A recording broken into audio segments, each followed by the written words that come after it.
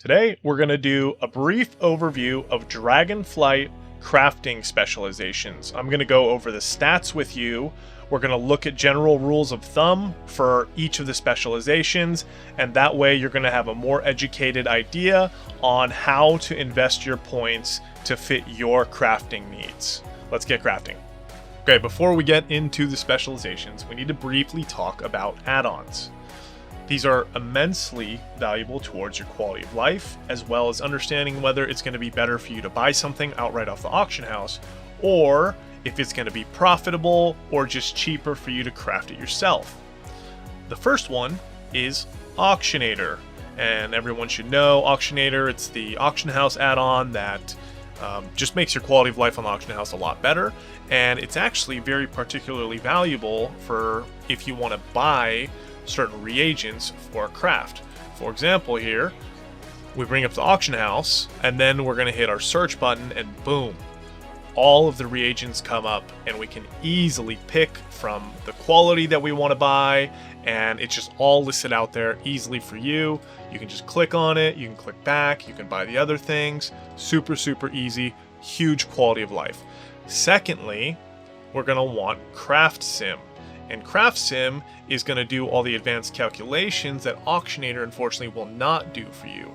So on average, it looks like in the current state of this recipe, based on all of your crafting stats, your specialization stuff, I'm actually going to be in the negative. Now that's crazy because when I look at my specialization info through Craft Sim, it shows that I have everything maxed out here. Right? And we can just double check that. We can say, boom, specialty smithing, hammer control, all this good stuff. It's all maxed out for the most part, right?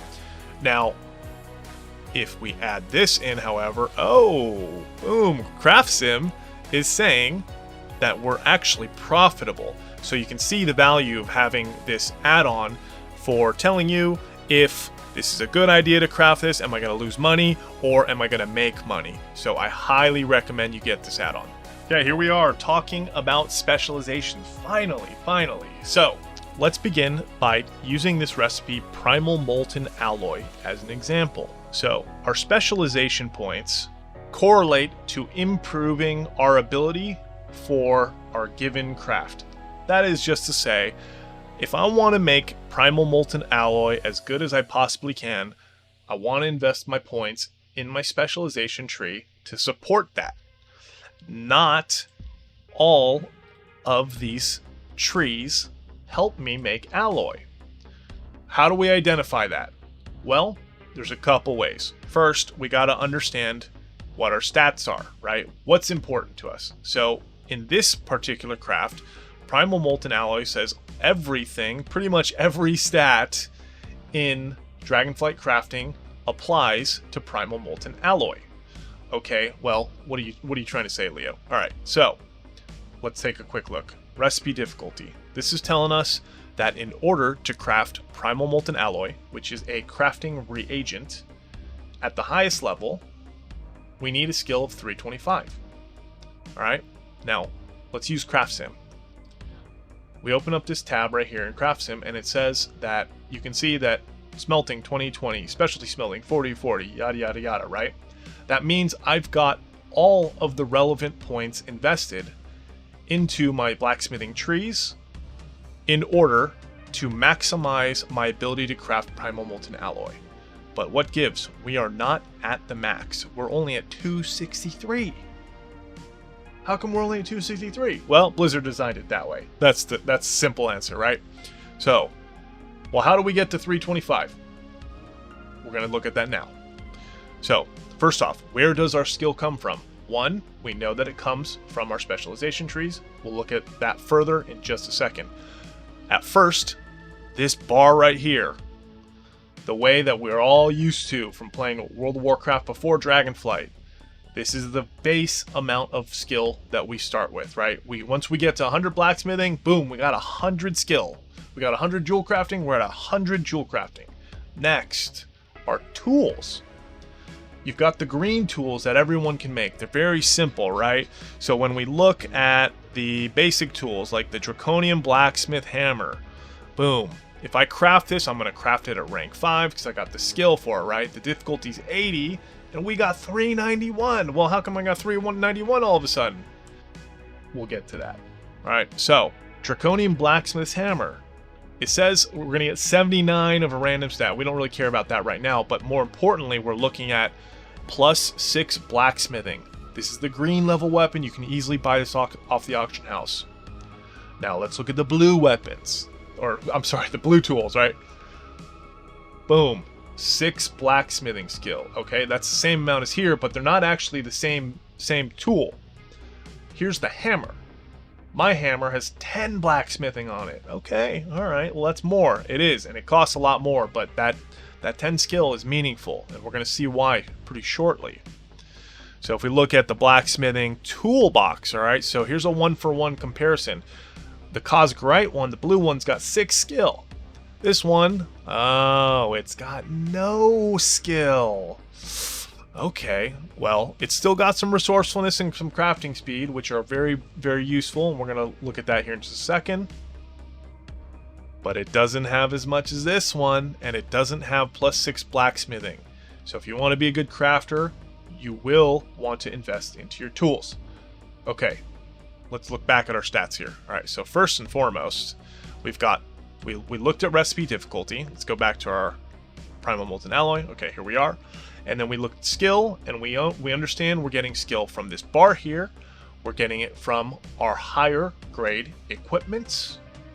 And when we look at craftsman specialization info, we see that these other trees are also relevant towards the various stats here. More on that in a moment.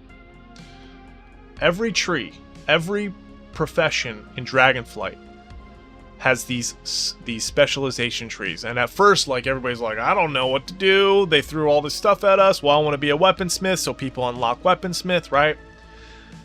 What they didn't tell you was every profession, every crafting profession is going to have just a general tree to start with. For blacksmithing, it's called hammer control. And we know that this is the tree that you generally want to start with, is because it's got a common theme that you'll see with other professions as well. Here's our resourcefulness tree right here. It says safety smithing, use reagents more economically. Resourcefulness, right? Talk that a little bit more in a second. And this is our inspiration tree. So if your profession, like alchemy, for example, I know I have an alchemist, I have 3 of them. They have more options in this same, let's say, section of specialization. But jewel crafting, for example, here's the jewel crafting tree. This is the same one essentially as the blacksmithing tree. They're literally identical, except for the fact that this is jewel crafting and the other one we were looking at was blacksmithing. This is our general foundational tree. The points you invest into this ring right here will help you in everything you do, in this case, jewel crafting. So when we put 5 points here, let's learn this. And the first thing we learn is when we learn this, we're going to jewel craft 10% faster. That's what it says on the tooltip. Boom. 10% faster. All right. So for every point we invest, and these are in nodes every 5 points. So every 5 points in order to get to one of those, right? So this first knob is going to say we're going to get a bonus of 3 skill. So we're going to get 1 skill, 2 skill, 3 skill, 4 skill, 5 skill, and then additional 3. So we're at 8. So now we have 108 jewel crafting skill, assuming we're at 100 jewel crafting and we don't have any cool tools yet. We do another 5 points. Now we're at 118, and we now can learn a sub-spec. This is very important because when you opt into a sub-spec, you actually gain that bonus permanently. And you do just for learning the specialization. So I always go into resourcefulness first, because you may as well try to save some money while you're leveling your skill. And it is one of the best ways to make money if you post things on the auction house. A lot of times, goods posted on the auction house will cost the same or less than it costs to craft those goods. And people are like, I can't make any money on the auction house. I don't understand why everything feels upside down. It's because resourcefulness exists. So when we invest into resourcefulness, it says we're going to have a chance to not use reagents when we craft. Make sure, boom, you learn it, because you don't get that bonus until you lock it in. And then when we add points, it says, okay, we hit this first thing, we have 5 plus 10, so our chance to proc resourcefulness and save reagents increases. We get to the next rung, boom, now we have a 10% increased value when we save. What exactly that means, yeah, you know, let's just assume you save better or more when that happens. I don't have the math under the hood, but that's what it appears to me, right? Another few points, more chance to proc resourcefulness, more value, and so on and so forth. Ultimately, the very end of the specialization ring is always going to give you the biggest bang for the buck in most cases. So resourcefulness saves the most here. A grand total of 5, 10, 25, 5, 15, 25, and then 50. So that's a lot of extra saved money when this procs. All right, so again, here we are. And when we keep learning, we're literally just going to keep getting better at everything jewel crafting. We get to here, we unlock our inspiration, and our inspiration is just our crafting critical strike. Crafting critical strike only matters if you don't have a skill high enough to meet the crafting needed to craft at max rank, which we looked at for primal molten alloy was 325 recipe difficulty. So that's the only reason you would need inspiration. Inspiration is also good if you're a crafter of things like armor, for example. Blacksmith is a perfect example. And let's look at my armor smithing specialization. This is extremely demanding on points, right? Of all the professions, this one is pretty heavy on points needed. Well, I don't have gauntlets maxed out. Well, I don't have belts all maxed out, but I can craft them at max rank because of inspiration, right? Early on in the expansion, everyone was saying inspiration's the best, inspiration's the best. And you know what? At that time, it was if you wanted to craft max rank items. If we go here, let's say primal molten gauntlets, boom, right? And you saw that I was not fully invested into it, but it's pretty clear I can easily break past rank 5. And as the difficulty goes up, we add in our Spark of Dreams, and then let's say we add in some embellishments, or we add the Missive. The Missive adds 15 difficulty. All of a sudden, we start dropping down, and it's looking harder and harder to hit a rank 5. Well, Inspiration says I'll get a 77 bonus when if I inspire to crafting that. And from our 257, we can clearly break 295 with 77, right? But if we start adding more and more of this in, well, things are going to start getting a little harder and harder to achieve, right?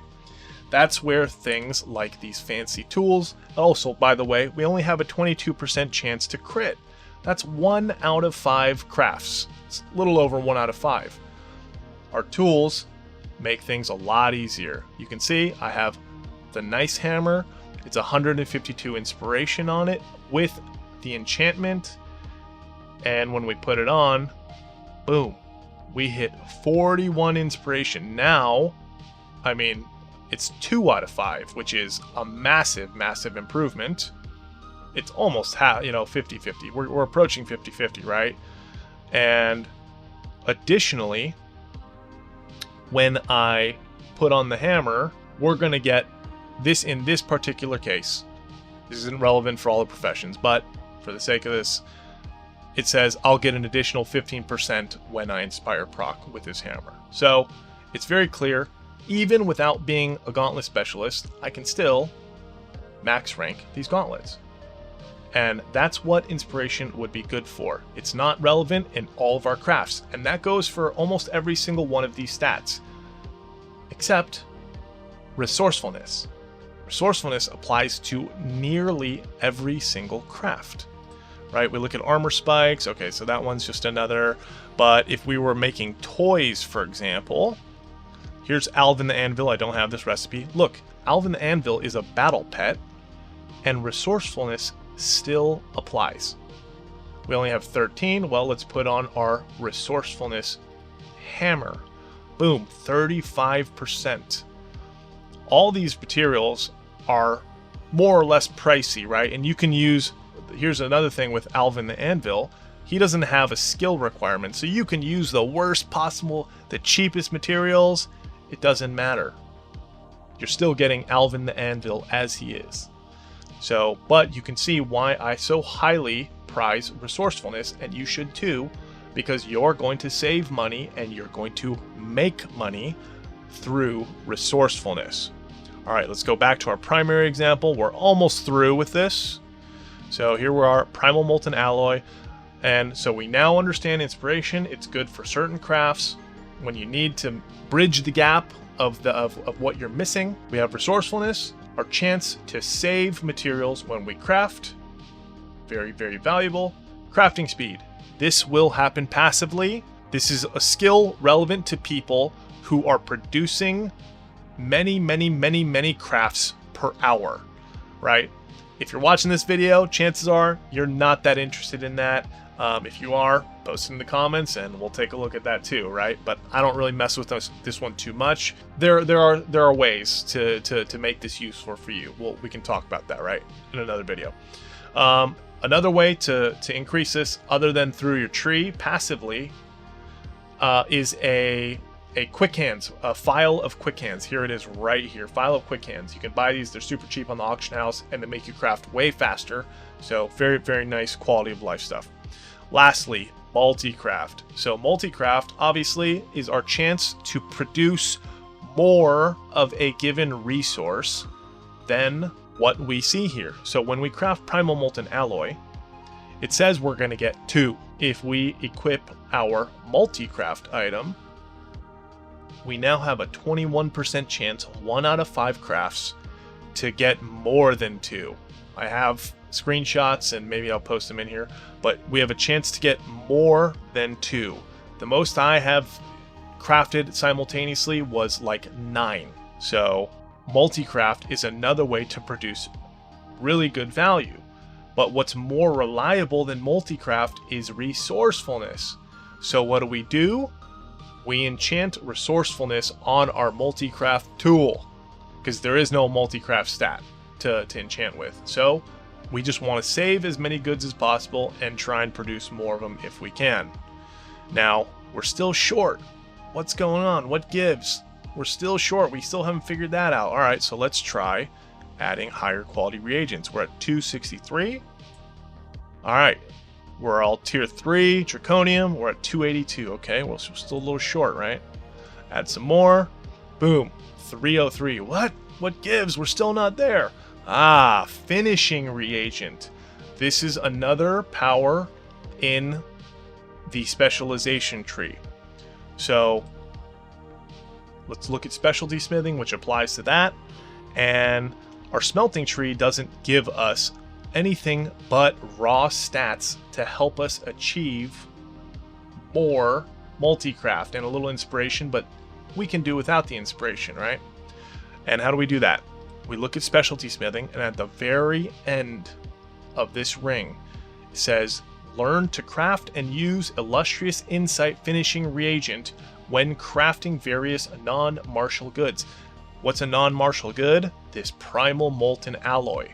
So if you've maxed out this, you're going to be able to use this right here. And let's go ahead and pop that in. Boom. Look at how that changes our profit. All of a sudden, we are absolutely 100% profitable. And that's why these illustrious insights, and that's why your artisan metals are so actually valuable. A lot of people don't know, they don't really understand how important these things are, because they'll give it away, they'll help people with their crafts, and you know what? More power to you if that's what you want to do. I've helped some friends out. It's all good, right? So, however, if you're interested in the profits part of crafting, these artisan metals are very important. And of course, they're also a huge part of being able to craft these other tools. So, there you go. When you're crafting things like your blacksmithing weapons, when you get to armor smithing, for example, weapons right here, you'll see at the end here, we're going to get the most bang for our buck, right? We're going to get 15 inspiration, 15 resourcefulness when making any large weapons or tools.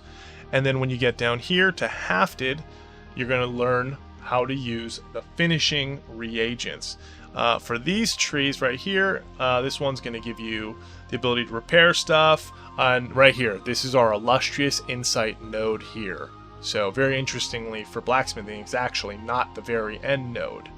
So you have to be mindful when you're investing your points. What am I getting out of this? Make sure you're reading every single one of these before you use your precious knowledge points. You don't have an infinite amount of them until you're already done with your craft. Boom, boom, boom, boom, right? And now I've got extras laying around. But the point is, know what you're investing into, have a plan, and know how to get to the max rank that you can, what it's going to take to get you to the max rank. You can do that with this craft sim. You can do it with craft sim. Click on this and it's going to tell you what's relevant to crafting, what you're interested in crafting. That's it for my crafting and specializations guide. If you liked it, please give me a thumbs up. Please leave some comments below. Tell me if you have any more questions. There is more to cover with crafting, but this has already been a 20+ minute video, so I didn't want to extend it any longer. But yeah, leave some comments below if you had some questions about things like knowledge points, where to get them. I can definitely touch on that some more. Or if there's some other questions, we can address that as well. So thanks again for watching. I really, really appreciate it if you made it this far. Have a great day.